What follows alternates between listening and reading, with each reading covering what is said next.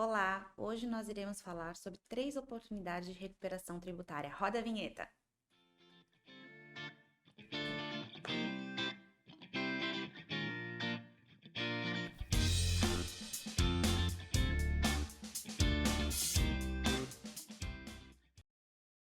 Olá, eu sou a Natália Moretti e a gente está dando início ao terceiro episódio do Pode Simplificar. Hoje a gente vai dar continuidade ao episódio anterior, onde a gente falou de oportunidade de recuperação tributária. Hoje o nosso tema será verbas indenizatórias, PERSE e contribuição de terceiros.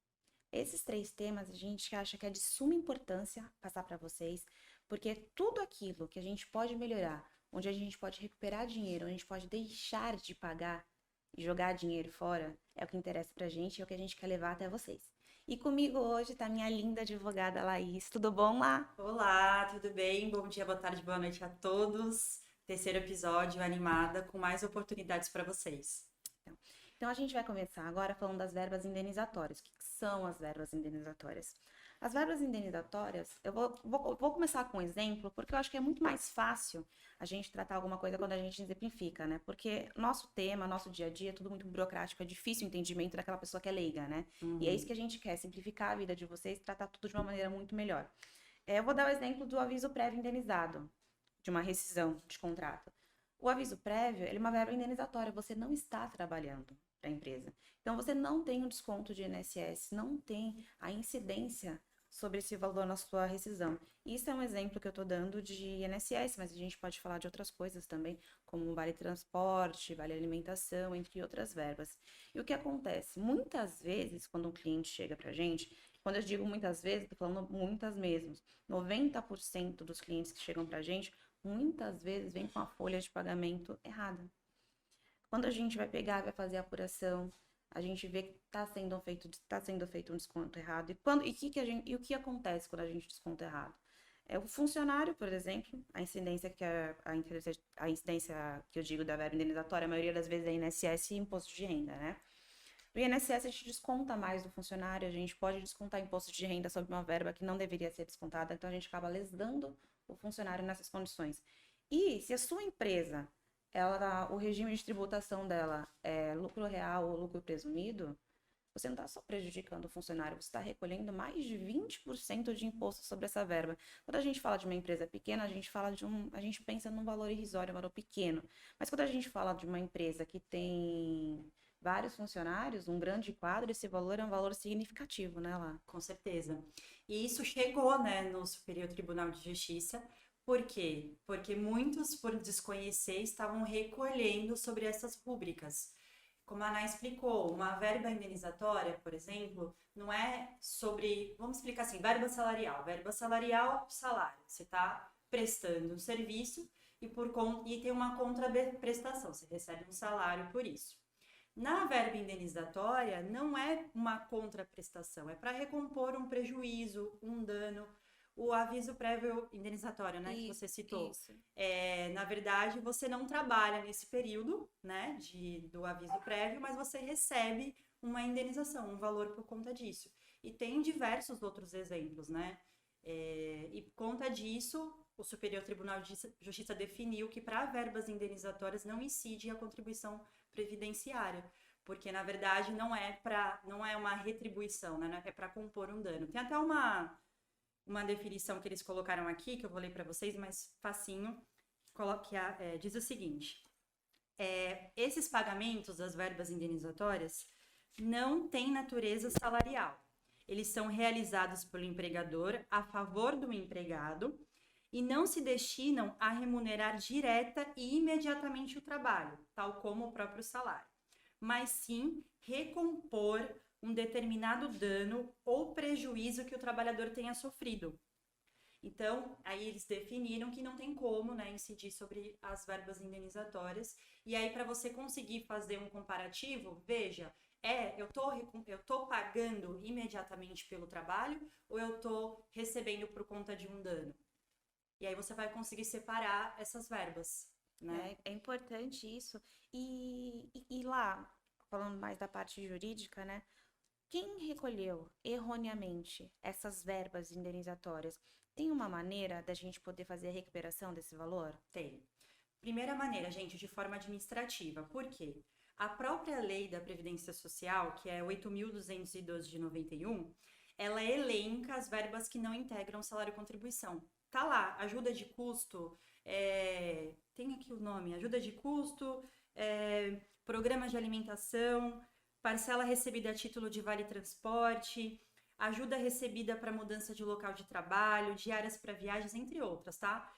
A gente vai deixar para vocês exatamente o artigo, que é o artigo 28, parágrafo 9. Lá tem tudo elencado.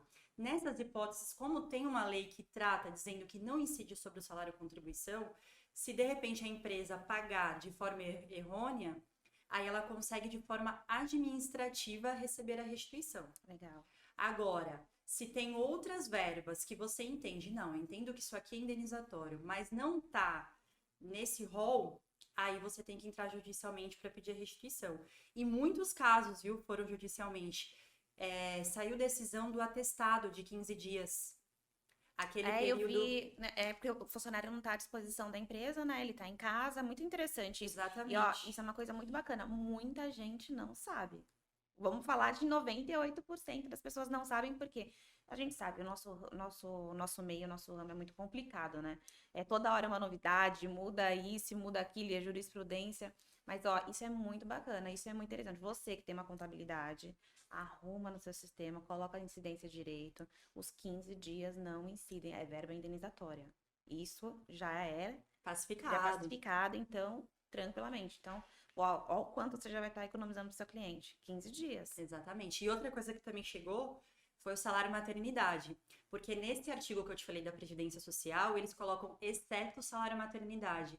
Só que começaram a discutir, né? Por quê? Se você também não está à disposição, né? Exatamente. O que é o salário maternidade? Só para o pessoal entender, você que está por dentro. Então, o salário maternidade, eu vou dar uma resumida, né? Para a gente não fugir um pouco do nosso foco. O salário maternidade é o valor que a mulher, depois que ganha bebê, ou então, quando ela precisa se afastar antes mesmo do parto, ela tem direito a receber da empresa.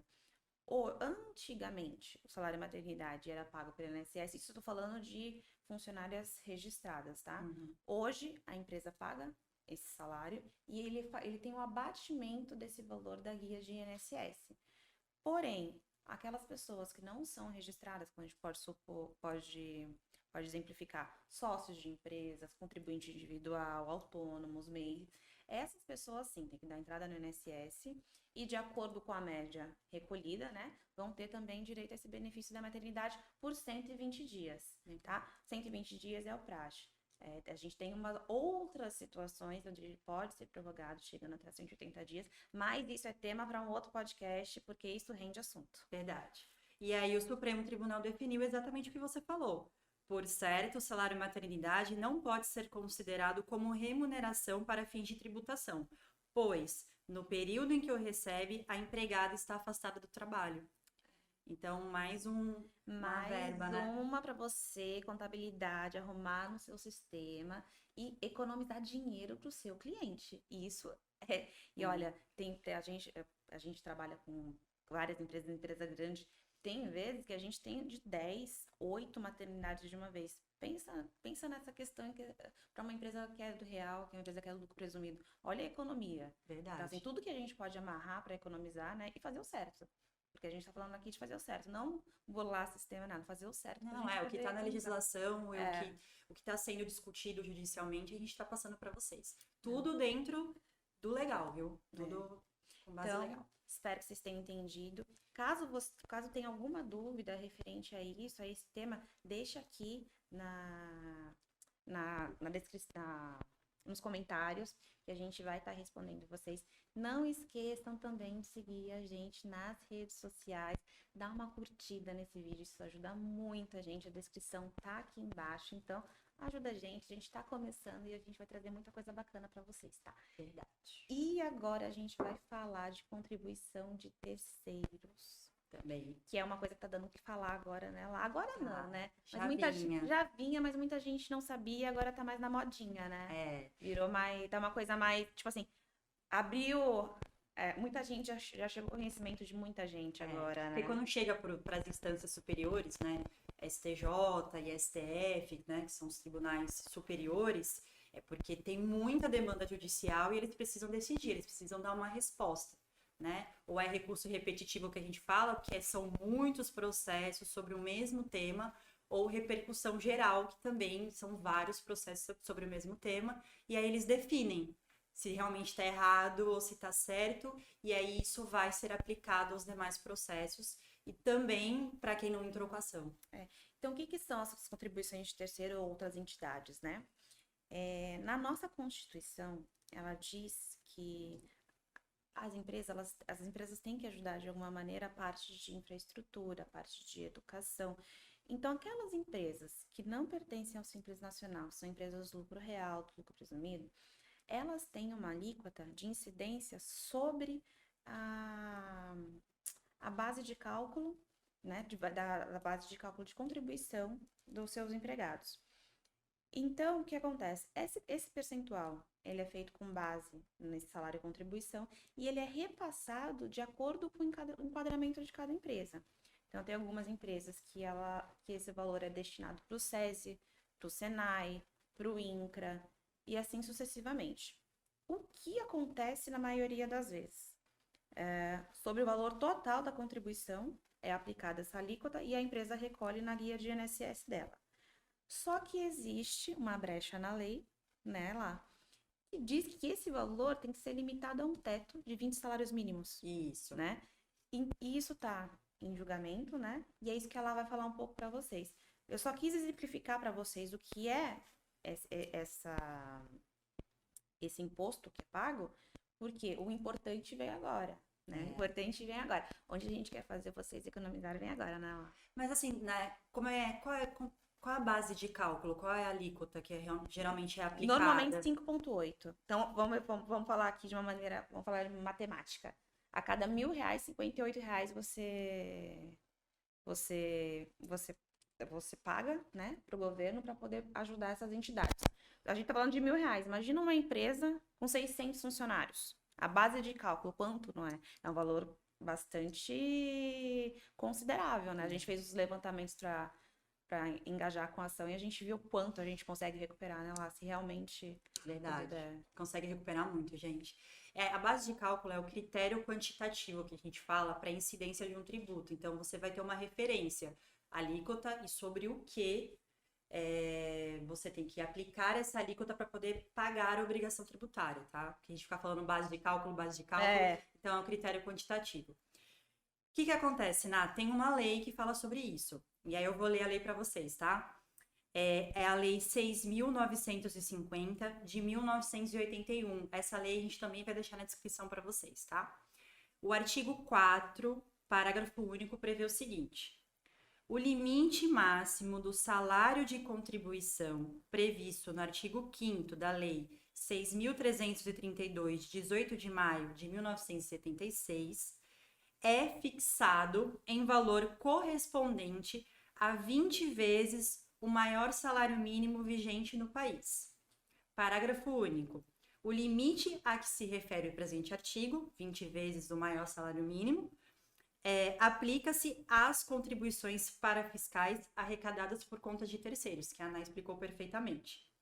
O que aconteceu? Eles criaram um novo decreto-lei para revogar essa base de cálculo. Então, o decreto-lei é 2.318, de 86, o qual em seu artigo 3º dispõe o seguinte: para efeito do cálculo da contribuição da empresa para a Previdência Social, o salário de contribuição não está sujeito ao limite de 20 vezes o salário mínimo, imposto pelo artigo 4 da Lei 6.950, de 4 de novembro de 1981, ok? Só que o que aconteceu?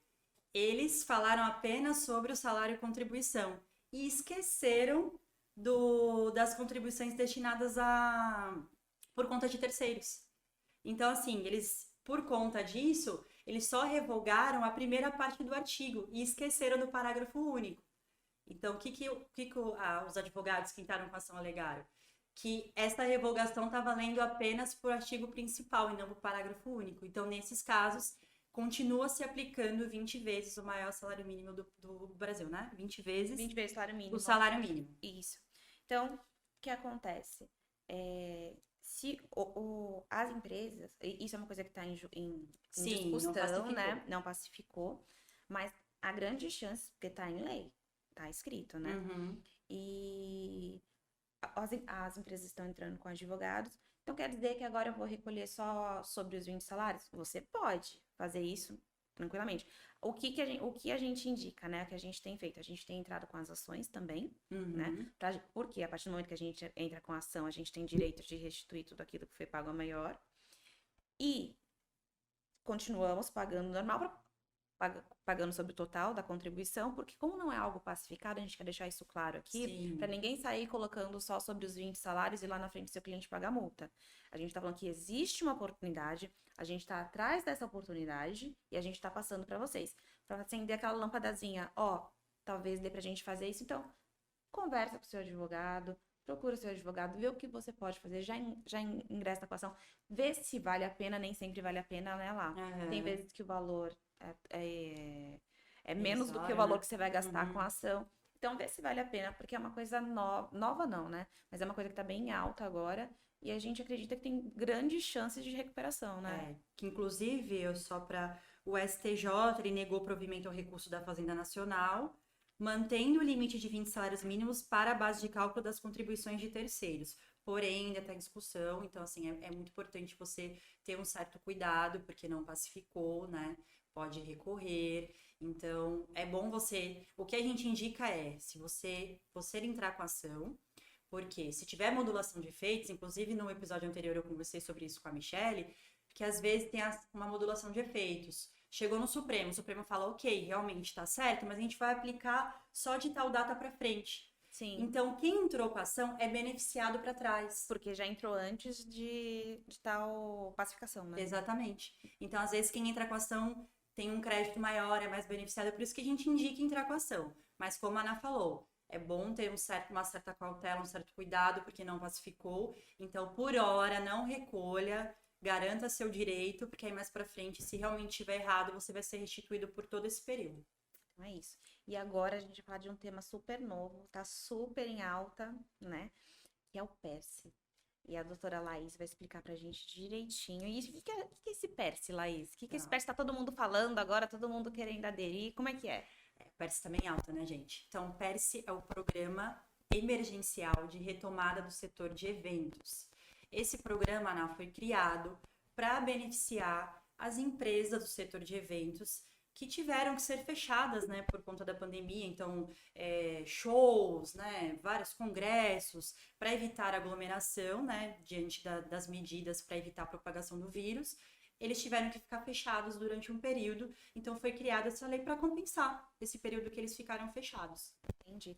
E para deixar até mais claro para vocês, para ficar até mais fácil, a gente colocou uma caixinha no nosso Instagram para que as pessoas fizessem perguntas pra gente tornar mais dinâmico, né, o nosso podcast. E eu vou fazer essas perguntas para lá agora. Sim. A nossa doutora vai responder. Vamos lá. Vamos lá. Vamos começar com a Rafaela. Tá. Rafaela. Oi, meninas. A nossa aqui foi só... Deu boas-vindas pra gente na expectativa de lançamento, né? Tá na expectativa do lançamento, nosso canal no YouTube. A gente tá gravando uns episódios pra poder fazer um lançamento legal pra vocês, tá? Por isso que quando vocês assistirem já vão ter outros episódios. Pode ficar meio fora de contexto, mas é por isso. Ela queria saber se padaria entra no PERSE. Tá. Eu vou fazer primeiro um resuminho, né, pra vocês.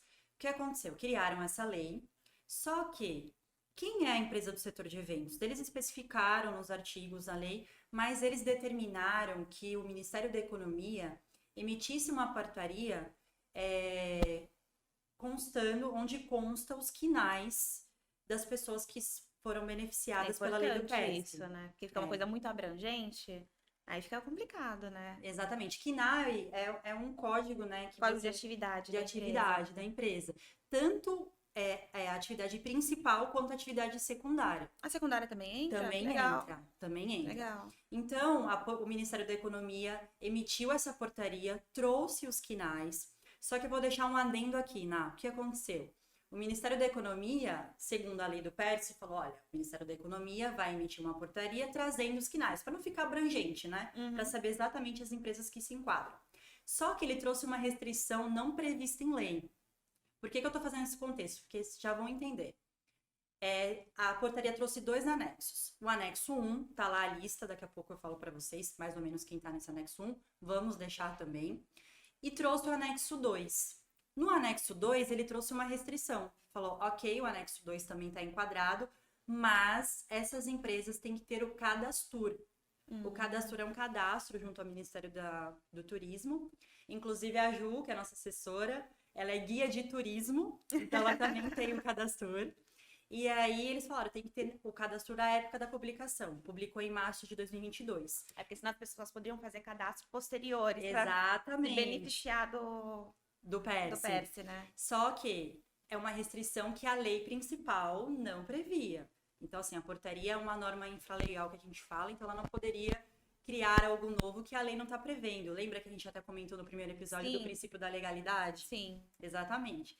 E aí, ok, então são 2 anexos. O anexo 1 tá lá, anexo 2 tem que ter as empresas cadastradas lá, porém tem que ter o cadastro.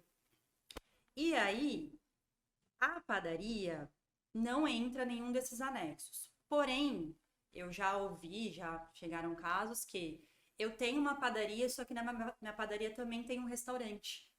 O restaurante... Tem música ao vivo? O restaurante está no anexo 2.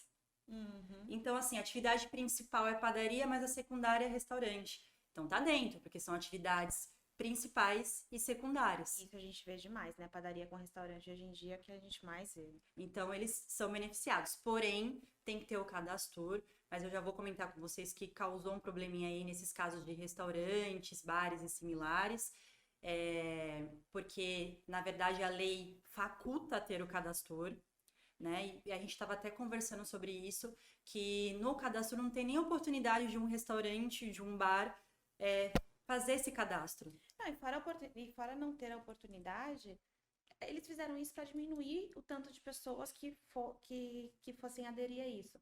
Só que vamos ser sinceros, né? Um restaurante, uma padaria, não ia perder tempo fazendo cadastro no cadastro. É uma coisa que a gente tem essa rotina de empresas, de contabilidade, de advocacia, a gente sabe, tem coisas que não são de praxe, né? Quando uma padaria ia fazer um cadastro? Não, e a própria lei faculta, ela não obriga você ter esse cadastro. Então assim, é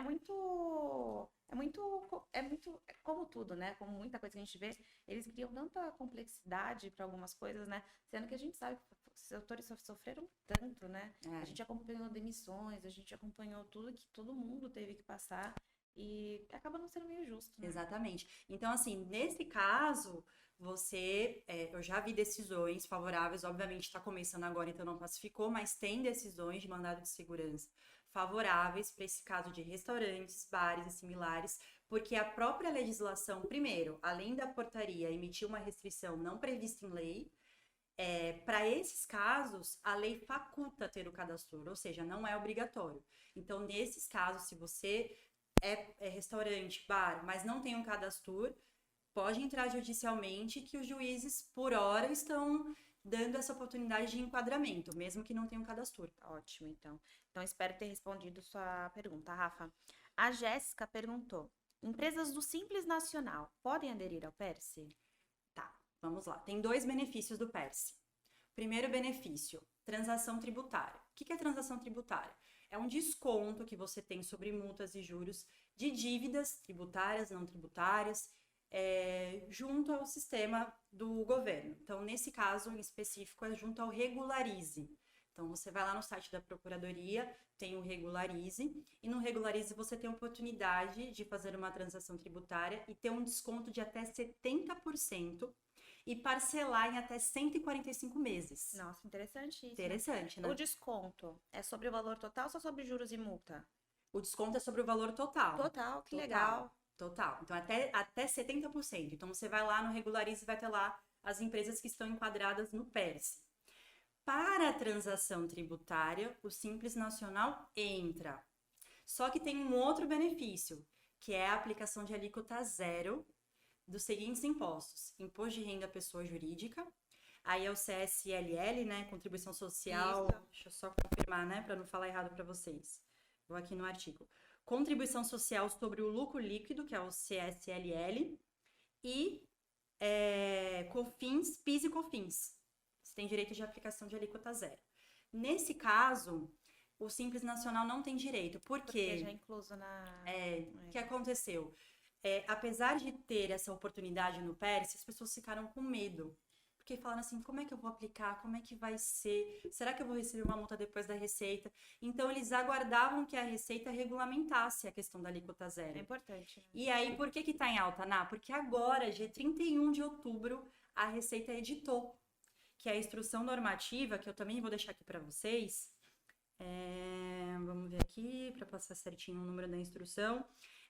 2.114 de 2022. Lá ela fala, né, sobre a questão da alíquota zero, repete as restrições dadas pela portaria do Ministério da Economia, ou seja, a exigência do cadastro, só que ela traz mais algumas restrições. Ela fala que é sobre as receitas decorrentes do setor de eventos, então uma restrição também que não estava prevista em lei.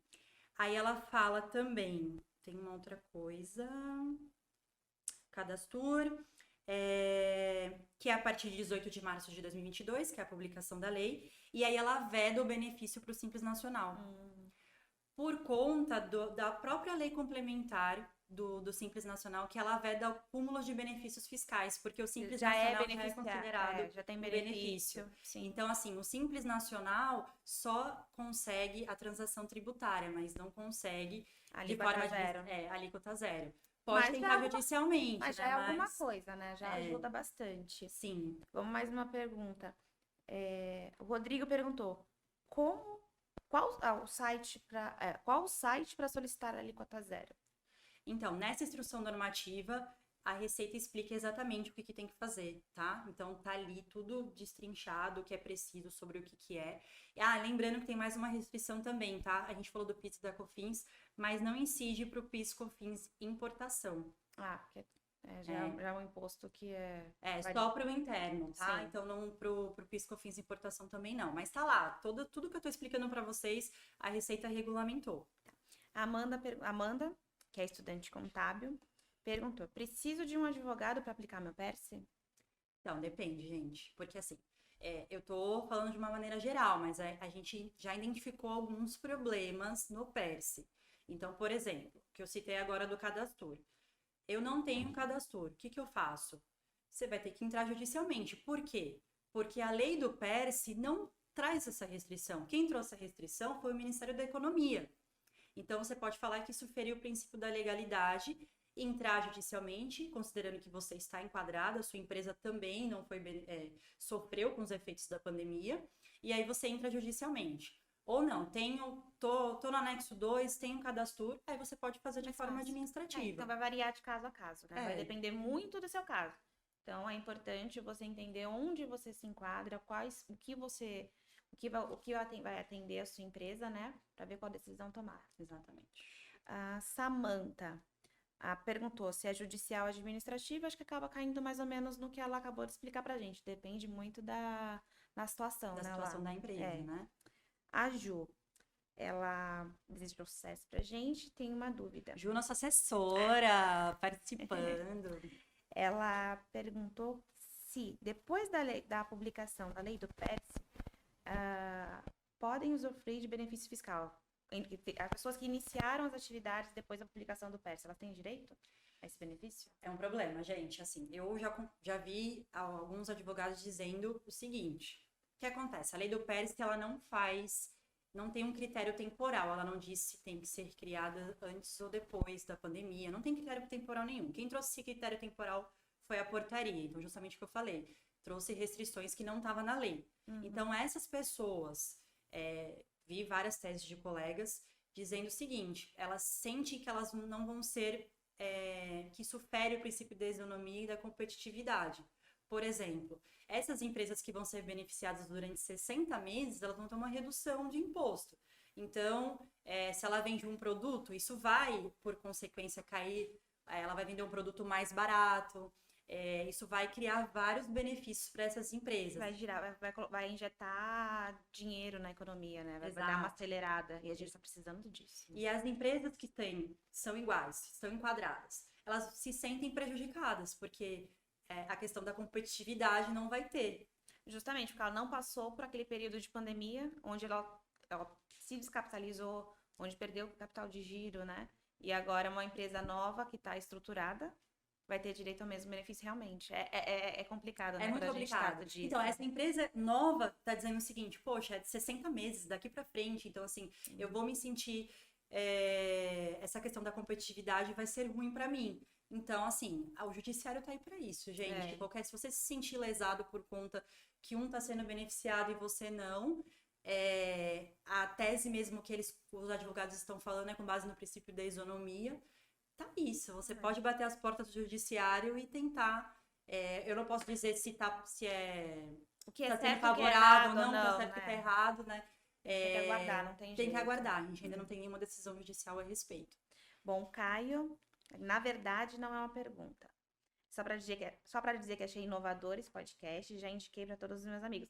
Faça isso, Caio. E você que tá assistindo também, indica para todo mundo. Indica para todo mundo que é conteúdo de qualidade. Siga nossas redes, @Pode Simplificar, isso aí. YouTube. A gente precisa muito de vocês. Diego, meu nome é Diego, eu sou proprietária de uma contabilidade, vou assistir esse episódio para oferecer o PERS aos meus clientes. Obrigada, meninas. Isso, Diego. Quanto mais inovação você apresentar para os seus clientes, quanto mais maneiras de fazer com que ele economize, com que ele tenha de volta valores pagos indevidamente, inclusive por outras contabilidades que não a sua, porque eu tenho certeza que você faz tudo direito. É importante, né? Quanto mais coisa a gente puder levar para o nosso cliente, maior vai ser a qualidade do nosso serviço e mais clientes a gente vai ter, porque a gente sabe, né? Quando dá certo para uma empresa, quantas empresas vêm procurar a gente até, inclusive a gente tem até fila, né, de cliente que a gente não, tipo, é muita gente querendo vir, assim, que a gente tá apresentando muitas coisas diferentes, e a gente tem que ir com calma, né, de atender todo mundo, porque realmente quando você faz um serviço diferente, você oferece oportunidades, quando você se atualiza, o que tem de volta é cliente, a gente batendo na sua porta, porque é o que você faz certo. Todo mundo quer poupar dinheiro, ninguém quer gastar dinheiro, né? Exatamente, verdade. O Antônio perguntou: organizo feiras e congressos, tenho direito? Sim. Feiras e congressos, Antônio, tá no anexo 1, tá? Então não precisa nem do cadastro. Você consegue. Então, ó, então é mais fácil, hein? Vai lá no Regularize se você tiver dívida tributária ou não tributária, inclusive para FGTS, tá? Também tá lá na legislação do PERS. Nossa, importante a FGTS, a gente na verdade a gente nunca tem benefício nenhum do fundo de garantia, né? Isso é uma coisa muito importante. A Catarina perguntou, a partir de quando as empresas passam a ter isenção? Aí a gente acaba caindo naquele que a gente não sabe, né? Por conta do que a lei diz, se pode ser as empresas novas também, né? Ou só a partir da publicação da lei? Na verdade, na verdade, é a partir da publicação da lei. E é alíquota zero, tá, gente? Porque realmente vocês vão saber essa nomenclatura, isenção, mas é a aplicação de alíquota zero. E a partir da publicação da lei, que a Receita já colocou na instrução normativa, 18 de março de 2022. O que isso significa? Se você se enquadra na lei do PERS e está recolhendo, então desde março de 2022 você consegue a restituição até agora. Então, você pode compensar com uma dívida tributária que você tem ou pode receber em dinheiro também. Além de receber em dinheiro, você pode até abater das suas dívidas, né? O que é ótimo. Então, inclusive, porque estamos chegando no final do ano, a gente sabe que várias empresas são desenquadradas do Simples, é uma correria agora, né? As empresas com dívida, então regularize suas dívidas, vá atrás dos seus direitos, veja o que você pode fazer, porque a gente sabe que esse final de ano é conturbado para as empresas que estão com dívida, porque a gente tem que optar pelo novo regime ou desenquadrar agora em janeiro, né? Você que quer entrar com o pedido de transação tributária, que é o desconto de até 70%, mais parcelamento até 145 meses, o governo prorrogou, tá, o benefício. Então, até dia 30 de dezembro, vai lá no site Regularize e adere lá o benefício do PERS. Bom, gente, então esse é o final do nosso terceiro episódio. Espero que vocês tenham gostado bastante. Espero que a gente tenha ajudado vocês com as informações. Qualquer dúvida que vocês tenham, pode deixar aqui nos comentários que a gente vai responder. E também pode procurar a gente nas redes sociais. Então, até o próximo. Pode simplificar. Tchau, gente. Tchau, gente. Obrigada.